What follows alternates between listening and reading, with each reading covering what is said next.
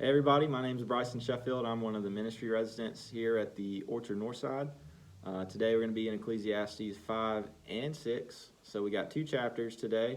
I'm just going to summarize what's going on about these chapters, and I got a few verses I'll read a little bit later that I think are worth highlighting and taking note of. But if you have been following along up to this point or are familiar with the book of Ecclesiastes, then you'll know that the author is a very blunt person.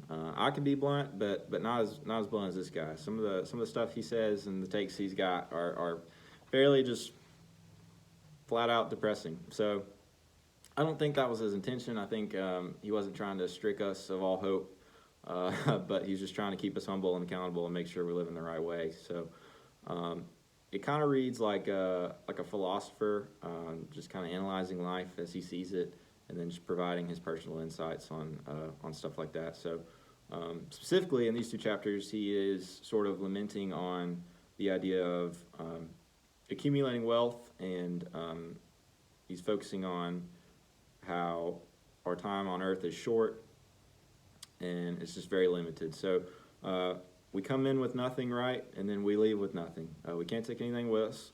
If we had a timeline of all of human history, we would just be like a little tiny, little fraction of a blip on that thing. So he's not saying our lives are insignificant, but he's saying, how do we make the most of it, right? So he uses the word meaningless a lot, and I think just as over time, as the Bible has been translated over and over again, I think the connotation of this word just kind of gets lost. He's not saying life has no meaning. I think he's more so saying that life at times can be, our purpose can be confusing or clouded. Life can be disorienting or uncontrollable. And we're super familiar with the idea of uncertainty, right? As I reflect on just how crazy 2020 has been, it's the end of the year. We're super familiar with things being uncertain and not knowing what's coming next, or what we need to do, or our ability to plan is much harder this past few months than it has been maybe before. But we all had dreams and hopes coming into this year. Like, we had ideas of what we thought this year could be, how we wanted it to make it the best one yet.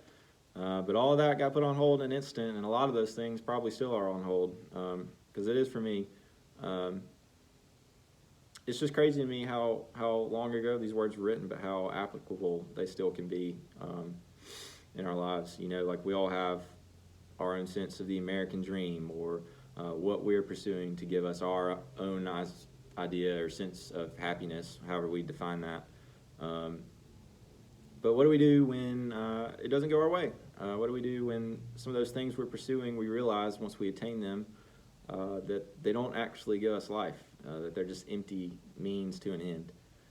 So I think in a few of these verses, he tries to provide a solution. He doesn't just leave us there. So chapter 5, 18 through 20, he says, "Even so, I've noticed one thing at least that is good. It is good for people to eat, drink, and enjoy their work under the sun during the short life God has given them, and to accept their lot in life. And it is a good thing to receive wealth from God and the good health to enjoy it. To enjoy your work and accept your lot in life, this is indeed a gift from God. God keeps such people so busy enjoying life that they take no time to brood over the past." And then if you jump to chapter 6, verse 12, he says, "In the few days of our meaningless lives, who knows how our days can be best spent? Our lives are like a shadow. Who can tell what will happen on this earth after we are gone?" So how are we spending our days? How are we spending our days? It's the holiday season. We got Christmas coming up. So, this year might look a little bit different. You might have to tweak some traditions. But as we go about today and finish up this year, let's try to do it on a high note. Why don't we focus on the things we can control? There's so many things we can't control, and we get so bogged down and worried about all this stuff. Let's focus on the stuff that we can control. Primarily, I think our attitude. We can go about today and finish out with just like a strong, good attitude instead of a negative one.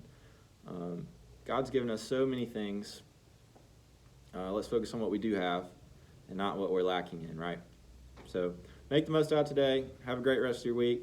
Again, my name is Bryson Sheffield. Thanks for hanging out. I'll see you soon.